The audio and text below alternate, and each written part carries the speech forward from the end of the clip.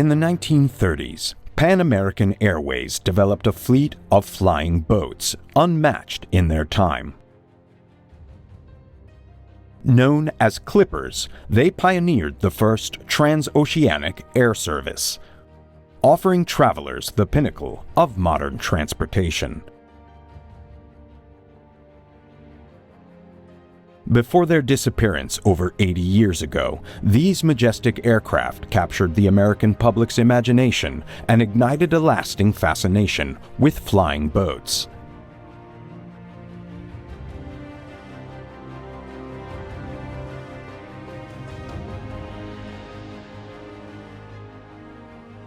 In 1935, the largest aircraft ever built in America soared from the waters of San Francisco Bay, embarking on the longest leg of a 5-day journey across the Pacific.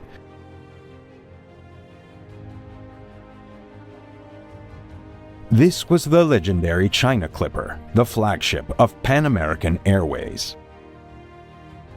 A technological marvel with an unmatched mystique, the China Clipper was just one of Pan Am's great flying boats that spanned oceans and mesmerized spectators. Even today, vivid memories of that era endure in San Francisco. Well, a seaplane is a very beautiful thing to watch, and then being a seacoast port like San Francisco, we loved ocean-going craft anyway, and this magnificent challenge that Pan American was way ahead of their time, really. It was quite a big deal to take a trip on Pan Am because you were really going someplace. So it was easily to try to fall in love with something like that, and we did, and it was just an era, the proper time, and everything fell into place at that time. It was a time when the romance of the sea merged with the science of flight, an irresistible allure that inspired two young men to become Clipper pilots. Dan Mulholland and Wally Dean dedicated over 30 years to Pan American Airways. Among all the aircraft they piloted, the Clipper flying boats remained their favorite. Today, they embark on a special flight back to San Francisco Bay, where their glamorous careers as Clipper pilots first took off. Though this Grumman Albatross is only a shadow of the great Clippers, as an amphibious flying boat, it will rekindle the thrill of landing on the waters of San Francisco Bay, an experience that first drew Dan and Wally to Clipper aviation. Being a native of San Francisco, I would see the flying Clippers going out through the gate. I'd watch their takeoffs in the bay, and it was hard being a college and high school student and not wanting to emulate those men that were doing that at that time. I was born and raised practically on an airport all the time, so I was really intrigued with the big boats. Only an elite group of people would fly on Pan Am. With their former Pan Am colleague, Harvey Denton, at the controls, Dan and Wally are set for one final flying boat journey into San Francisco Bay. A brief odyssey spanning 60 years back to the golden age of flying boats. A story that does not begin in America, but in Europe. November 2nd, 1930. The shape of things to come. A giant of the skies makes its dramatic takeoff from Friedrichshafen, Germany. 12 Bristol Jupiter engines barely lift her off the water's surface.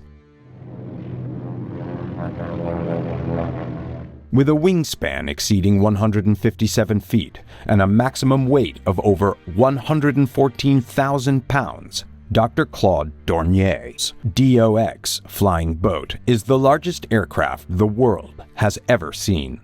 Featuring an all-metal hull and a long, slender fuselage, this is truly a ship with wings. The pilot's cabin, resembling a captain's bridge, reinforces the aircraft's likeness to an ocean liner, exactly as Dr. Dornier intended. An ocean liner of the air, a pioneer for transatlantic travel.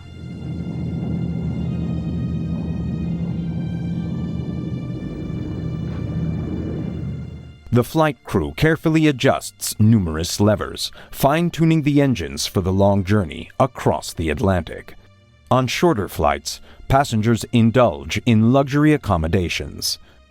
3 decks house spacious cabins, seating up to 66 passengers, dining rooms, sleeping quarters, and even a central saloon, stretching 23 feet, feature a lavish bar.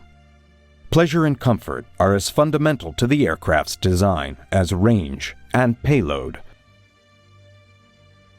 On August 27, 1931, the DOX arrived in New York Harbor, marking the final stop on a grand tour of Europe and the Americas.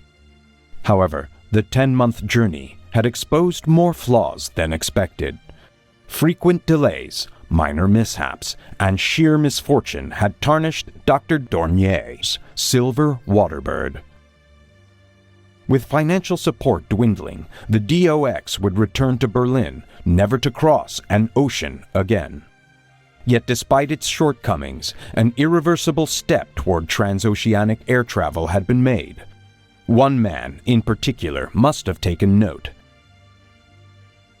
Just 4 months before the DOX landed in New York, Juan Trippe had solidified his position as president of Pan American Airways, the very vehicle that would fulfill his vision of building the greatest American overseas airline. An ambitious strategist, Trippe had skillfully secured government contracts for foreign airmail service by winning over the wealthy and influential. A master dealmaker, he had swept through the Caribbean, acquiring foreign airmail routes and outmaneuvering unstable competitors. Juan Trippe's dreams were becoming reality at an astonishing pace. If not for his bold business instincts, it was his visionary imagination that would propel Pan American Airways to encircle the globe. Wealthy backers had been crucial, but Trippe needed to harness the passion of aviation itself. And who better to help than a young pilot from St. Louis who embodied the romance of flight worldwide? Less than 2 years after his historic solo Atlantic crossing, Charles Lindbergh became Pan Am's technical advisor. Trippe couldn't have chosen a more glamorous figure to chart Pan Am's international routes, a partnership that would generate millions of dollars in publicity. Lindbergh was also one of the few pilots skilled enough to pioneer new airline paths. In turn, the role deepened his love for aviation and his commitment to its future. With the world's most celebrated pilot on his side, Trippe now needed the perfect aircraft to expand into the remote regions of Central and South America, areas lacking roads, railways, and airports. For that, he turned to Igor Sikorsky, a Russian émigré who had fled the Bolshevik Revolution, leaving behind a remarkable career in aviation. Sikorsky had been striving to regain the success he once knew in Russia. Now, his S-38 amphibian flying boat would rescue his struggling company and provide Pan Am with the perfect aircraft to expand its empire. Trippe could establish low-cost bases along empty coastlines and remote rivers. As one engineer aptly noted, the S-38 carries its own airport on its bottom.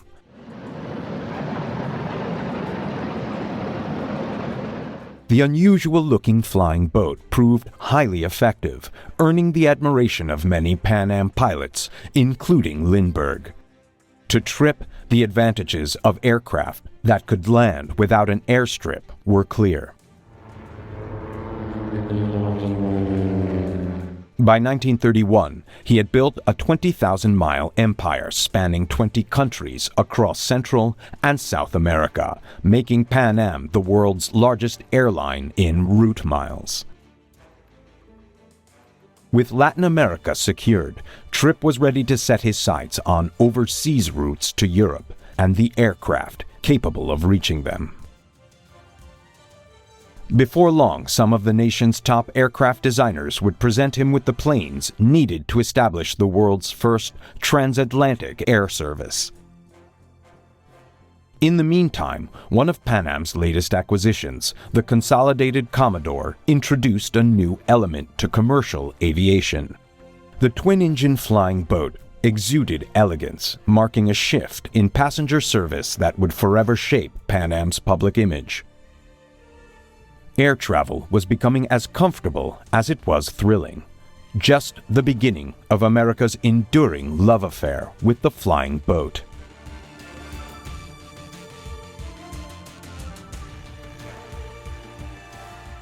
By the time the German DOX landed in New York Harbor in 1931, the race to develop a transatlantic airliner was already underway. Crossing vast oceans required far more than island hopping through the Caribbean. Pan Am's next aircraft had to meet two critical demands: greater range and payload. It needed to carry enough fuel to span the Atlantic while hauling sufficient cargo to justify operating costs. A massive four-engine flying boat promised the range, capacity, and, most importantly, the ability to land on water. In 1934, Igor Sikorsky delivered just such an aircraft, the S-42, the first of Pan American's legendary Clippers. During its final test flight at the Sikorsky facility on Long Island Sound, the S-42 shattered 8 world records for weight-carrying performance. Sikorsky had perfected the balance between payload and range. Pan Am's new transoceanic flying boat could now carry enough cargo and passengers to ensure commercial viability. Lindbergh was ecstatic, and his boss, Juan Trippe, finally had an aircraft capable of tackling the Atlantic. However, the S-42 was still too small to make the journey non-stop. A network of island refueling stops was essential. But Pan Am's biggest rival, Great Britain's Imperial Airways, blocked one of the most critical waypoints, Newfoundland. Under pressure from London, the former British colony denied Pan Am landing rights, effectively shutting Trippe out. Imperial Airways relied on its Short Brothers-built C-class flying boats, which couldn't match the S-42's range or performance. Still, they maintained vital routes between England and its far-flung colonies.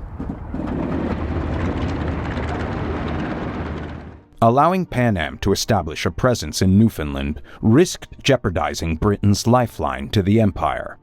Until their own Empire flying boats could rival Pan Am's transatlantic capabilities, Britain refused to grant Trippe the foothold he needed. A deal wouldn't be reached until 1936. By then, Trippe had already set his sights on another ocean to conquer, the Pacific, ushering in America's own empire.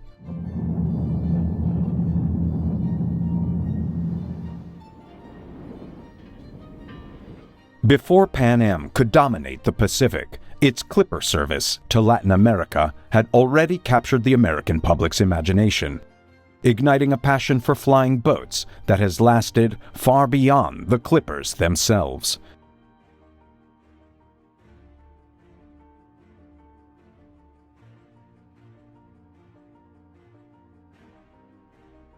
The White Giant is a direct descendant on Imperial Airways' C-class flying boats.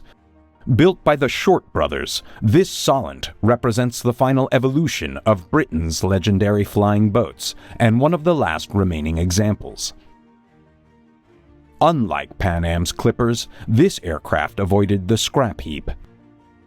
A Solent III, later owned by Howard Hughes, was supposed to be restored to flying condition following an appeal from an aviation magazine to save the aircraft from being scrapped. The aircraft was renamed Halcyon in 1978, and restoration commenced with Friends of Halcyon assistance.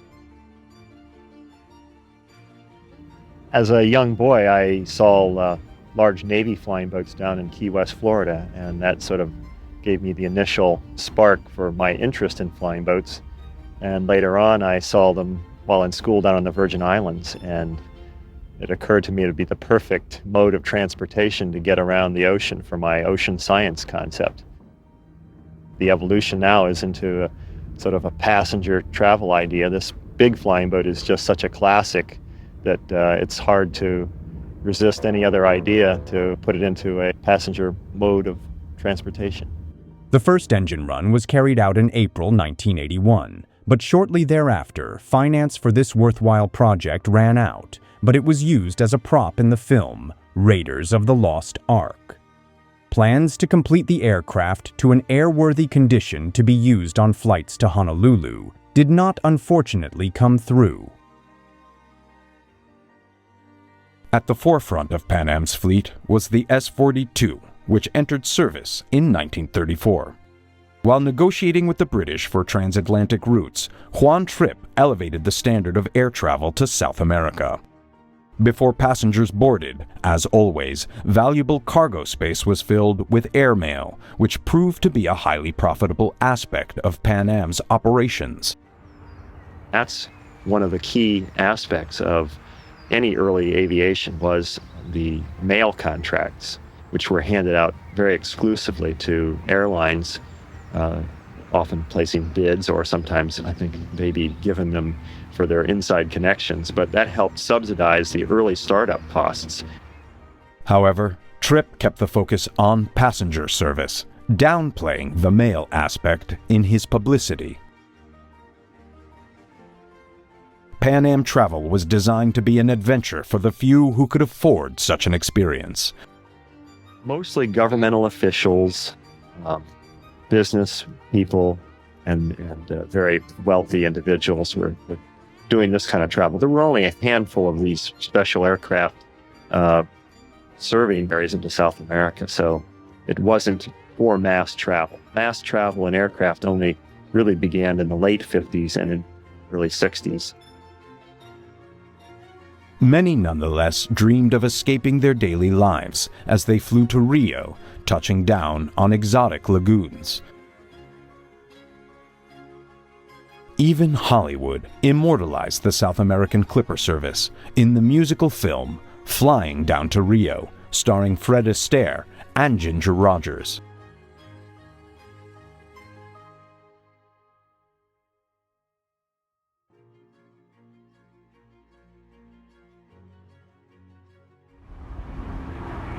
This project is very exciting, and we believe it'll go forward because of the tremendous interest in nostalgia and people's interest in experiencing new things. It harkens back to a golden age of aviation. It takes you back to a stylish period where Ginger Rogers and Fred Astaire and all of the fascinating architecture and that kind of thing were the rage, and people are trying to escape the kind of standardization. They want to experience new things, go to new places, and visit these kind of locations in a way they've never done before.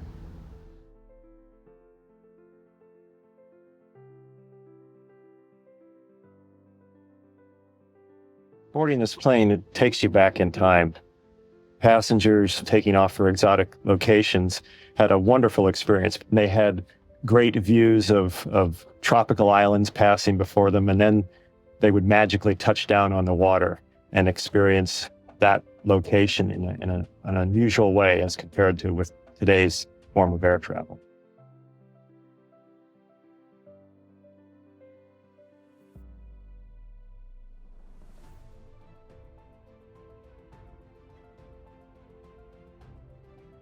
Walking through Rick Grant's aircraft, one can almost imagine the luxury Pan Am offered its overseas travelers, a level of comfort only an ocean liner could rival.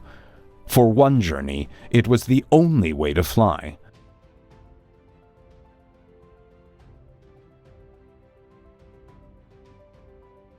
The service was first class, catering to even the most discerning tastes.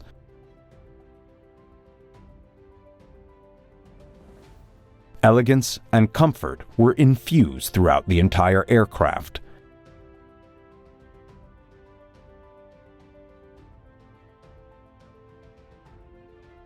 Juan Trippe had created an airborne experience of unparalleled sophistication, gliding smoothly over the Caribbean waters below. Cruising at 150 miles per hour, the S-42 operated like an ocean liner.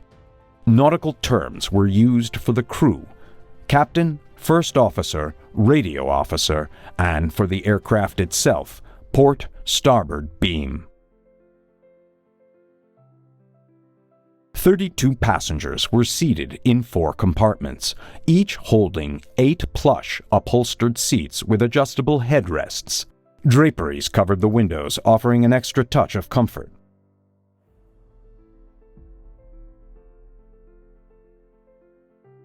The 50-foot aisle was spacious and carpeted in dark green, while the walls were adorned with rich walnut paneling.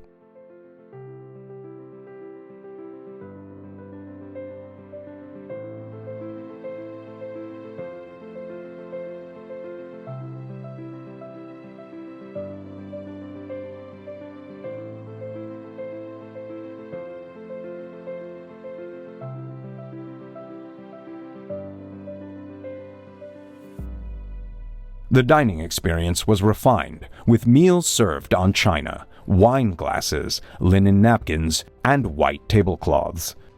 Gourmet dishes were presented by waiters dressed in white jackets.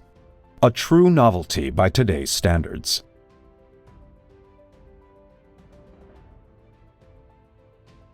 Passengers could later enjoy a smoke, some reading, or a game of cards.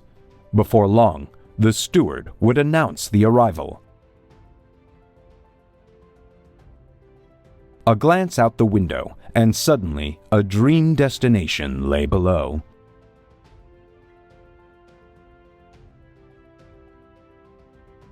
Havana, Rio, Buenos Aires, or some island paradise, destinations were reached in a fraction of the time it would take by steamship.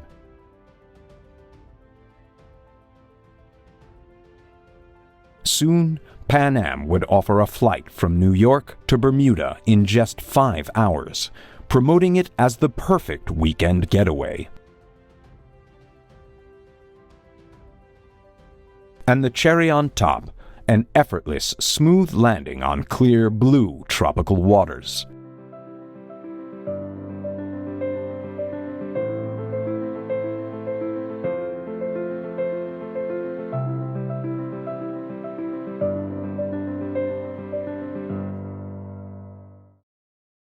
It was easy to fall in love with Pan Am's magnificent flying boats, called clippers, a nod to the swift commercial vessels of a bygone era. This tradition would become a registered Pan Am trademark and a national obsession. The era of the great clippers would capture the national imagination, sparking the ambition and dreams of 2 young pilots many years ago. We're at your 6, 7, and good clearance. You got us now. For example, Dan Mulholland and Wally Dean. And I think that best altitude. Today, their love for flying boats has led them toward a 50-year reunion with the waters of San Francisco Bay. I'd say Wally, head for the... Taking the controls from pilot Harvey Denton, Wally Dean relishes the familiar sensation of charting a course for San Francisco, where Pan Am first set out to conquer the vast Pacific Ocean. More than 60 years ago, that ocean was still a realm filled with many uncertainties for aviation. Before Pan Am could attempt a trans-Pacific crossing, a Pacific air track had to be mapped out. Wally, you fly this thing better than I do. Once again, the ever-helpful Lindberghs, Charles and his wife Anne, came to Juan Trippe's aid. As early as 1931, Trippe's vision for the greatest overseas airline had included routes across the Pacific. Without delay, he dispatched the Lindberghs in a Lockheed Sirius, a seaplane with a 2,000-mile range, to conduct an aerial survey of a Great Circle route. The survey would stretch from Alaska through the Aleutian Islands to Siberia, continue down to Japan, and end in China. Once again, the lack of facilities highlighted the value of an aircraft capable of operating on water. The Lindberghs received enthusiastic receptions at every stop. Perhaps only a few sensed the irony, and the warm Japanese welcome extended to the two Americans.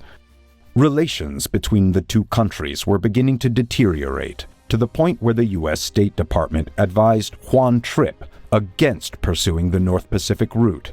However, 4 years later, Trippe would find another solution. By 1935, the relationship between Pan Am and the U.S. government had never been stronger. In the spring of that year, a 15,000-ton steamer dropped anchor off the coast of a small atoll, barely 2 strips of sandy land, one of many between Hawaii and the Philippines. Midway Island would never be the same.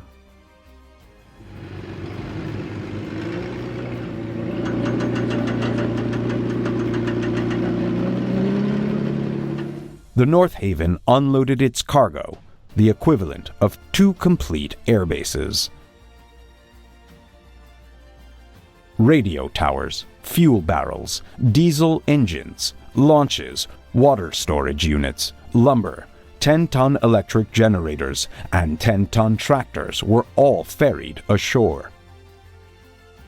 More than 100 technicians, engineers, construction workers, and cooks began their monumental task, which would become known as one of the most spectacular moves in airline history.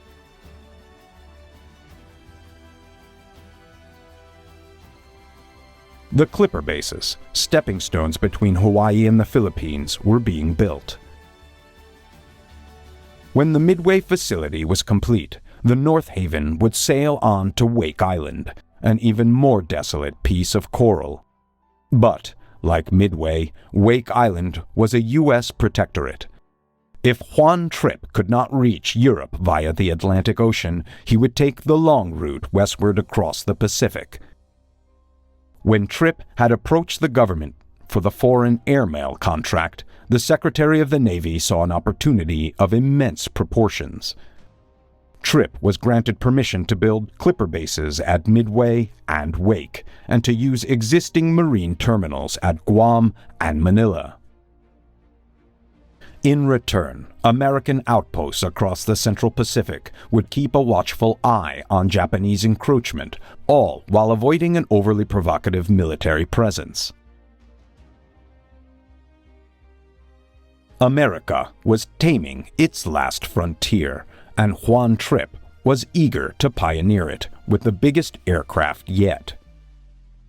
Thousands of miles east, in Middle River, Maryland, a giant was about to awaken. The Glenn L. Martin Company was soon to deliver its transoceanic clipper to Pan Am. Martin's friends and associates warned that it was a risky gamble. Trippe had asked Martin to create an aircraft capable of cruising at 150 miles per hour and carrying 52 passengers non-stop for over 3,200 miles. For Martin himself, the M130 would be his masterpiece. For the American public, it would offer a spiritual lift from the depths of the economic depression. And for Juan Trippe, it was more of the same prestige, profits, and fame. When the M130 came out of the factory, it was destined to conquer the Pacific. In 1935, it was the largest aircraft ever constructed in America.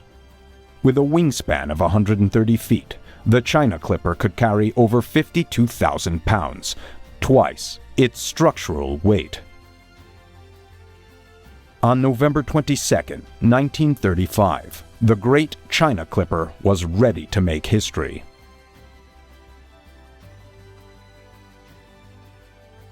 It was to be a new era, heralded by many speakers at the edge of San Francisco Bay. Captain Ed Musick, the reticent Pan Am pilot, had been a reluctant hero. He detested the unyielding publicity stunts that Juan Trippe so eagerly embraced. But this one was the biggest of them all, the inauguration of the first scheduled airmail service to cross the Pacific. To the thousands crowded around the docks of Alameda and the millions glued to their radios, the great China Clipper symbolized the American dream. Hard work, vision, and good old American know-how had taken the country to the forefront of technological achievement. Hard work indeed. Gladly leaving the crowds behind, Captain Music and his crew prepared themselves for the non-stop flight across the widest part of the widest ocean, an awesome voyage that many thought had been too hastily scheduled. Not 7 months before, Music had made the first proving flight from Alameda to Honolulu in a stripped-down S-42, her cargo laden with precious fuel. Only a handful of flights followed, pioneering the Central Pacific routes, before the hopes of Pan Am and the nation rested with the crew of the China Clipper. The flying boat captains in the 30s and into the 40s were really quite exceptional men. They weren't just aviators, they also had to master a wide range of skills and technology. In the case of Pan Am, they started them out learning everything from the basics of Morse code to the construction and engineering of the aircraft, all the way to, of course, all your nautical seafaring techniques. So these gentlemen were probably the equivalent of today's astronauts. Their computers were between their ears. They had to calculate things that today a conventional land plane pilot just doesn't have to deal with. Pacific meteorology was practically non-existent. Nevertheless, navigator Fred Noonan was able to secure celestial fixes with his sextant in the same way that seafarers had been guiding their vessels for centuries. Out of the clouds, the crew recognized Diamond Head. Below, Honolulu. 10:10 a.m., 20 hours and 33 minutes after their takeoff from San Francisco Bay, Ed Music lands the China Clipper in Pearl Harbor. 2,400 miles of ocean, the first and longest leg of the 8,200-mile trek to Manila, had been crossed. The fanfare and receptions were inescapable. Midway, Wake, Guam, and finally Manila were reached successfully, each base trying to outdo the other in celebration. The first official airmail service across the Pacific had been completed on November 29th. When the press hounded Captain Music for a description of this historic flight, he replied in his characteristically laconic way, "Without incident." For commercial aviation, the flight of the China Clipper was a technological triumph without precedent.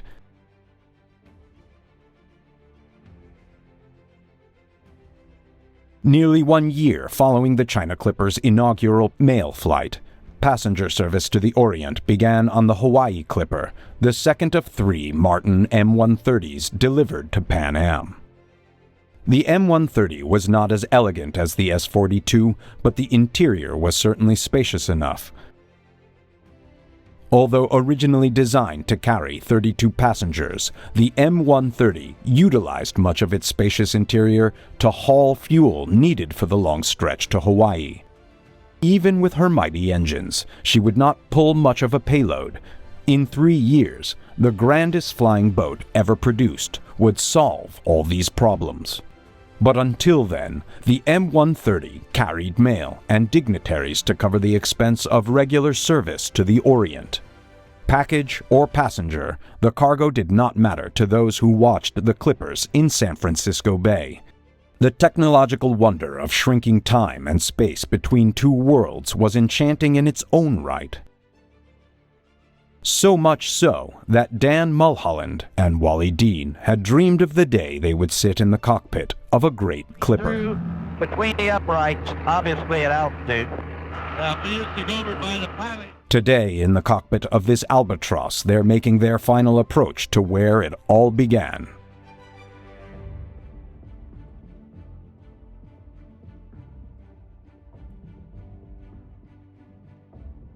When they finally earned their wings with Pan Am in the early 1940s, the dream of flying over the Golden Gate Bridge became a reality. The last time was 50 years ago until today.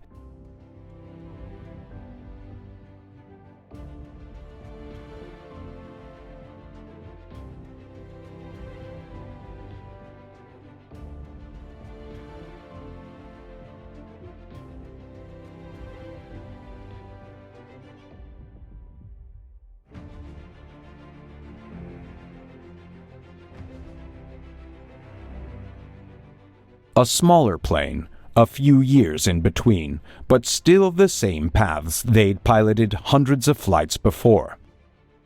Ahead, Treasure Island, and a landing in Clipper Cove, the last Pan Am Clipper base built in San Francisco.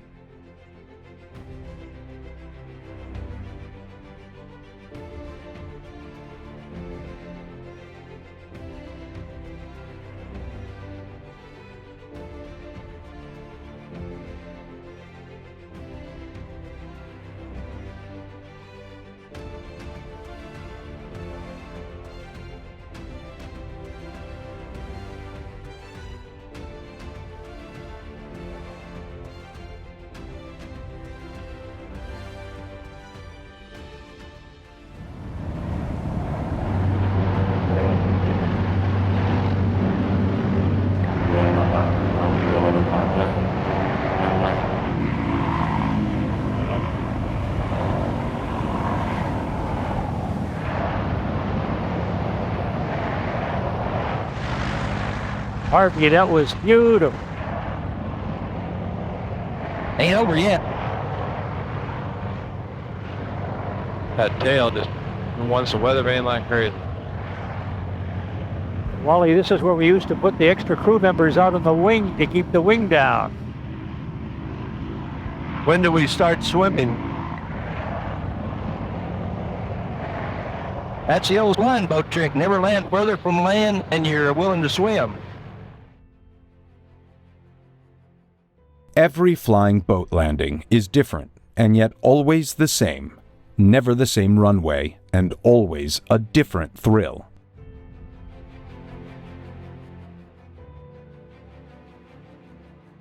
Today was the first landing I've had in a seaplane in 51 years. And I wish I could say my landing was quite as smooth as the one that was made today. Conditions identical, weather very similar. Operating on rough waters can often be dangerous, but by 1938, the sturdy clippers and their crews were facing dangers of a different sort. When the Hawaii Clipper disappeared without a trace over the South Pacific that year, some had suspected foul play, the tragic consequence of Japanese intolerance toward an increasing American presence in the Far East. Most had claimed foul weather. Undeniably, storms of some kind were brewing over the Pacific Ocean. In 1939, Pan Am introduced, finally, its first scheduled airmail service across the Atlantic, carried out by Trippe's newest and greatest clipper, the Boeing 314. The Yankee Clipper left Port Washington, New York, on May 20th, stopped at Lisbon via the Azores, and cruised into Marseille with over 1,800 pounds of letters. The B-314 was truly a monster. She was the largest commercial plane to fly until the debut of the jumbo jet 30 years later. Her gross takeoff weight was an incredible 82,000 pounds.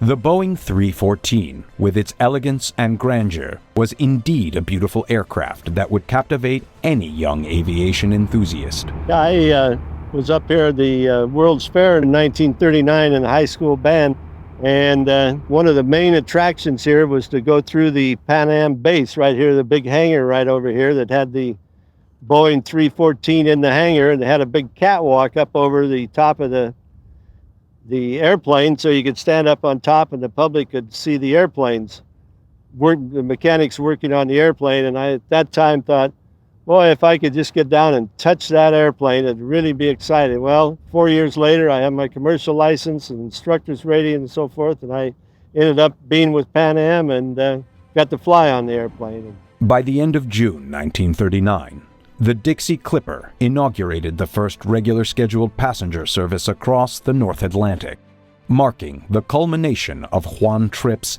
10-year drive to establish a transatlantic service. With the B-314, precious cargo could be flown across the seas in a matter of hours rather than days. Compared to the Martin Clippers, the B-314s could deliver 30% more cargo and had an impressive range up to 3,500 miles. As for luxury, Pan Am truly outdid itself. Everything about the B-314 was first class. A 14-seat dining lounge with formal place settings, linens, flowers, and of course, the finest French wines and champagne. Some flights even featured a captain's table. The passenger deck could seat up to 74 people, while sleeping berths, reminiscent of Pullman-style accommodations, were available for overnight flights. To top it off, a deluxe bridal suite offered the epitome of comfort and luxury. Being a young man growing up in San Francisco and traveling over the bridge and watching the Clippers take off and going out through the Golden Gate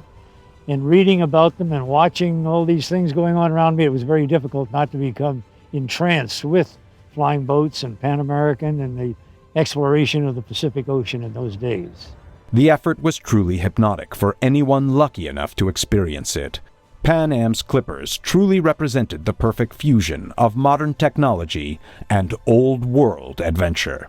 The exotic destinations of Honolulu and beyond seemed to offer an undreamed-of paradise, with the Clippers making these far-off locations seem within reach, crossing vast distances in no time at all. For passengers, it was almost like a form of time travel to the old world, a journey to the exotic Far East that had captivated Western explorers for centuries. With a network connecting the two largest oceans, Pan Am made the world seem smaller and more accessible. Yet underneath the charm and glamour of air travel, the company was playing a strategic role in fulfilling America's own kind of manifest destiny in the 20th century. The luxurious resorts on these island stepping stones to the Orient were not just places of rest and recreation, they were also integral to national security. These outposts were crucial in safeguarding U.S. sovereignty across the Pacific frontier. Pan Am's Clippers became essential to sustaining America's presence and influence across the Pacific, helping to connect its territories and interests in a time of growing international tension. Tiny patches of the United States dotted across the globe like signposts, bearing names that would soon carry a vastly different meaning in the coming years. Hindsight, 60 years later, reveals how perfectly evident this was.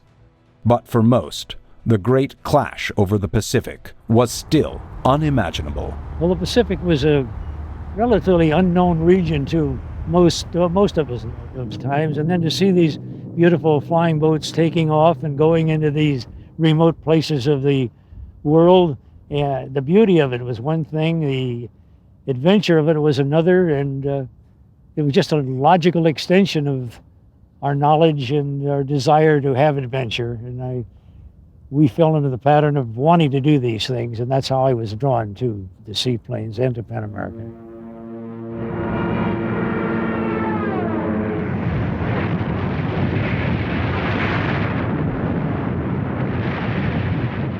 Just 3 months after Pan Am's B-314 inaugurated transatlantic service, Europe plunged into war. Nazi Germany expanded across the continent, and passenger service to Europe dropped significantly, with the only connection being Lisbon in neutral Portugal. By 1941, England stood alone against Hitler's Luftwaffe.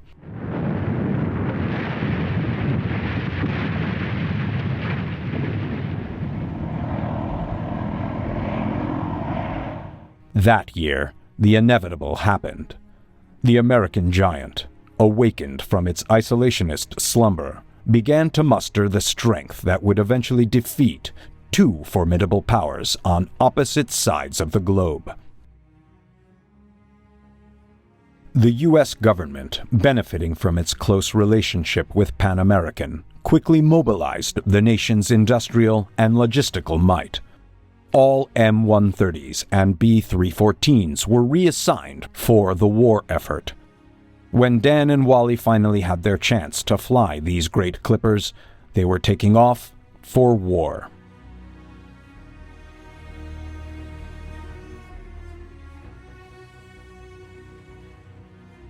They would lead missions that were ideally suited for them, massive cargo and troop transport across both oceans.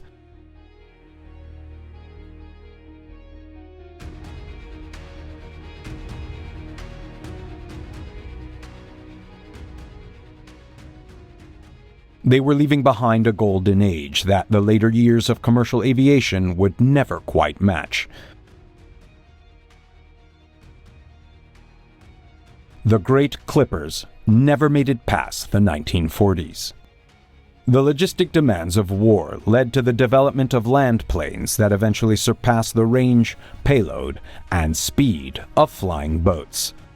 The elegance, the adventure, the mystique of the great clippers would be lost, but not in spirit. The romance is still alive. It echoes in the dreamers like Rick Grant, who envision a renaissance of flying boat adventures, and today, for two pilots reliving their glory days.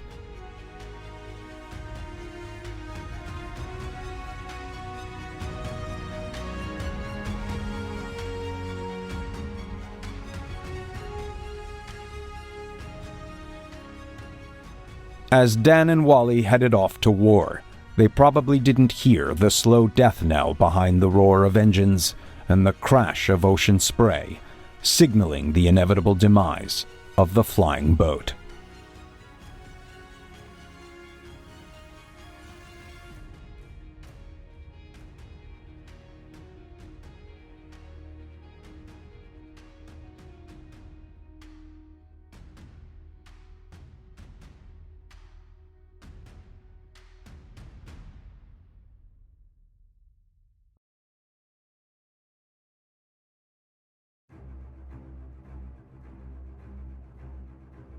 Aviation, the art of aeronautics, began with the dreamers, inventors, and daredevils who dared to defy gravity.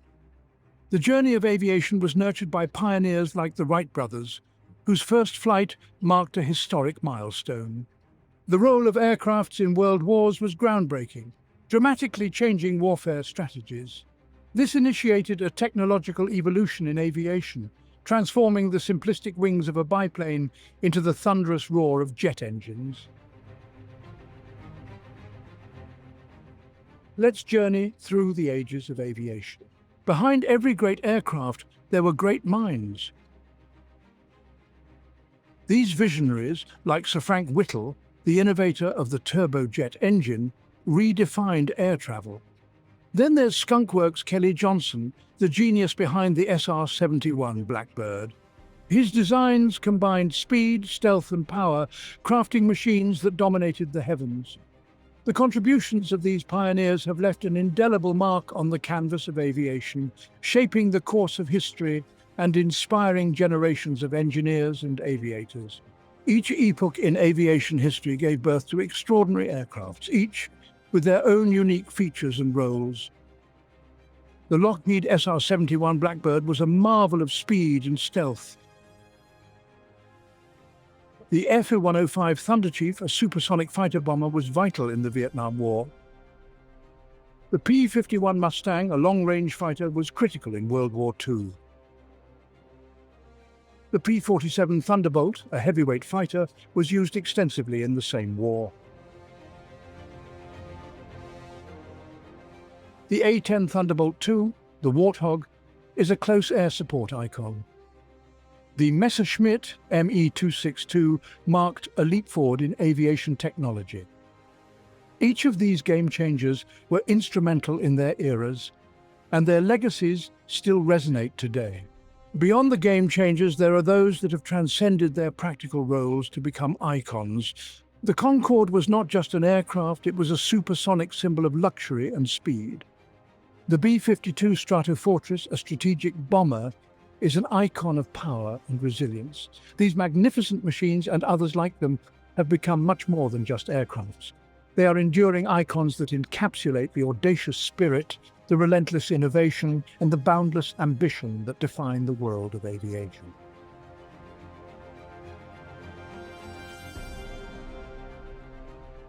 For more amazing aerial footage, and to join us in this incredible journey, check out the Dronescapes YouTube channel. The only reason for an airplane to exist is to go fast. At the Great Air Meet in Rheims, Glenn Curtis set a world's record of just over 43 miles an hour, and the quest for speed was on. In 1913, Maurice Prévost was flying a streamlined Dépôt d'Assin monoplane at 126 miles an hour, and Europe claimed the lead in aviation speed. Immediately after World War I, quest for speed became a catalyst for the development of fighter planes.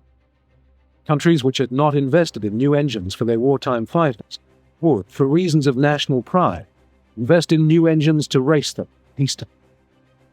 Then, in America in the 1930s, the situation reversed itself.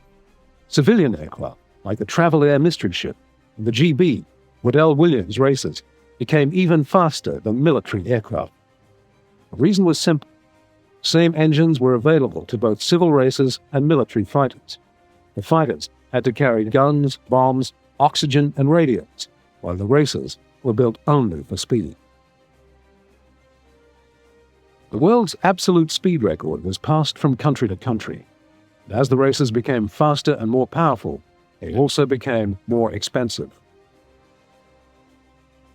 America's Howard Hughes could afford to build his own racer, and with it set a land-plane speed record. But the absolute speed record of 440 miles an hour was set by a Macchi MC-72 seaplane in 1934, financed by the Italian government. Then military aircraft came back into the lead as the Heinkel and Messerschmitt firms competed for the title. Messerschmitt Bf-109R set a speed record of 469 miles an hour in 1939, a record that lasted for many years. When the jet aircraft came out, speed records rapidly accelerated, the British breaking 1,000 miles an hour in 1956 in a Fairey Delta II. Speeds continued to climb, finally reaching 2,193 miles an hour in 1976 by the Lockheed SR-71, alias Blackbird. While speed was the object, there were many other benefits in creating ever faster aircraft. Improvement in fuels, streamlining, lubricants, materials, and the list goes on. Speed produced not only prestige and pleasure, but also utility. The speed record setters ultimately paved the way for commercial transports, business jets, and private planes.